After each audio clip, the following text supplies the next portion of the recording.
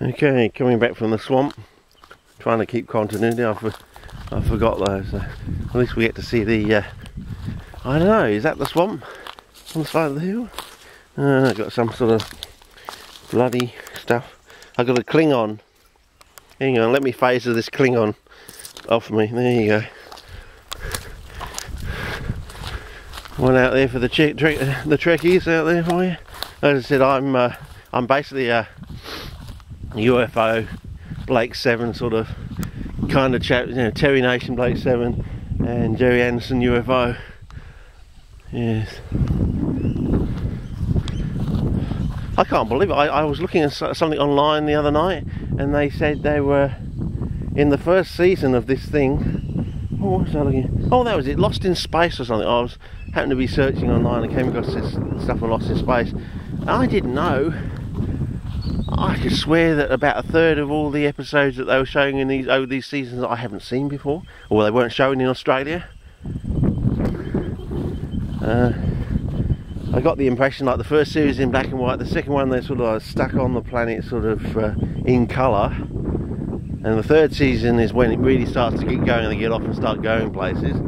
And yeah, they were doing like 83 episodes in a season. I suppose that's because the kids would grow up, so it took, you know, otherwise the kids would grow up. But I mean, that's more than one a week, surely. I mean, there's 52 weeks in a year.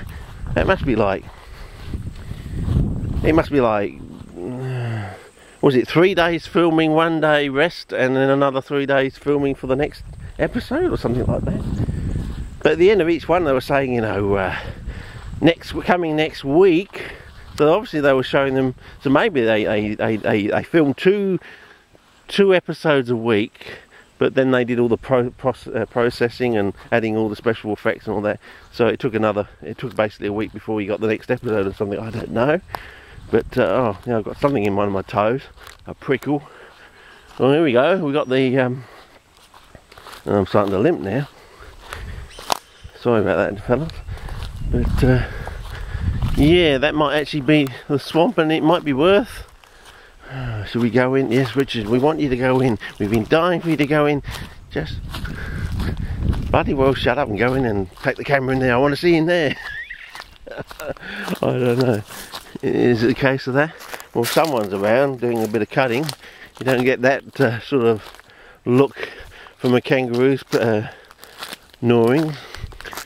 Geez, it looks like it would have been nice when it was wet, but the moss, you can see the moss is still verdant, so that's worth a.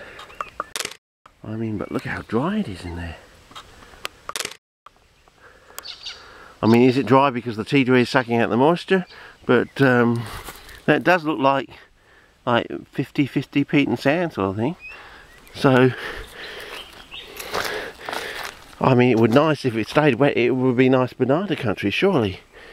But it's not wet enough at the moment.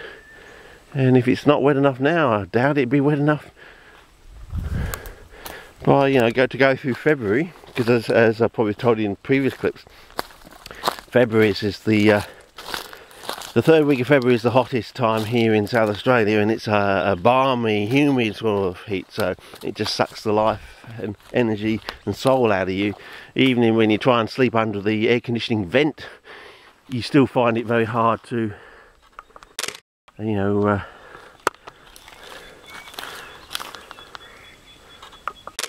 get to sleep. So I used to have a refrigerated air conditioner in my room when I was at my parents' place, you know, more than 20 years ago. So, and it used to have a little timer on it, and yeah, that was really good because you could actually set it like 2 hours after you thought you were going to fall asleep. When you fall asleep, once you're asleep, that's fine. It's getting to sleep that's the hard bit. Whereas over in around Perth, the hottest month is usually January, and it starts really like mid-December sort of thing. It ramps up really quickly, gets really hot, and can get hotter than here. Like it was like 48 degrees on the last Christmas I was there in 1977 into 78. So I got to see Star Wars in very strange circumstances, you know, crossing the border and coming to Adelaide and seeing Star Wars for the first time. I thought I saw it in January of 1978 after having just come across on the train across the Nullarbor. And it was a strange time when you look out the Nullarbor and there's no sand or anything. But for some reason I got the impression that every city, because every city in Australia is a coastal city, that it must just be like Perth and it should be like sand. So I would go running out in the back garden and stop almost like dead. So I think, well, where's the sand? It's all clay here. You know, there's not some... To really see the sort of sand that used to grow, you know, like around Perth, the grain size is different of course, but you have to go down to the southeast here to actually get to see that, or other parts of South Australia. It's not actually around the so-called Adelaide coastal plain sort of thing. And it's not like everybody runs out their back door and they see sand sort of thing. And well, I think we've got some sort of house down there, so I may be infringing on someone's property. And it looks like there's been a whole bit of chopping and sawing, so it would be nice to have a bit of a fence line to say, you know, this is mine, that's yours, this is National Park here, and that's my thing. You're okay to be here, but you're not okay to be there, sort of thing. But maybe this is the swamp on the edge, or maybe it's further down. Maybe I have to go back and Google that thing and see if that is a house or is it a water tank. No, it looks like some sort of shed structure.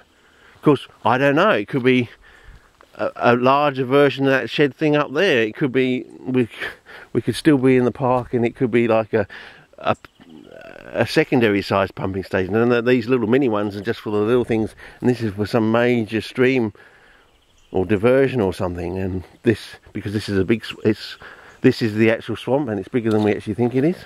I don't know. I suppose I've got to take a photograph and then go and take a look, I think.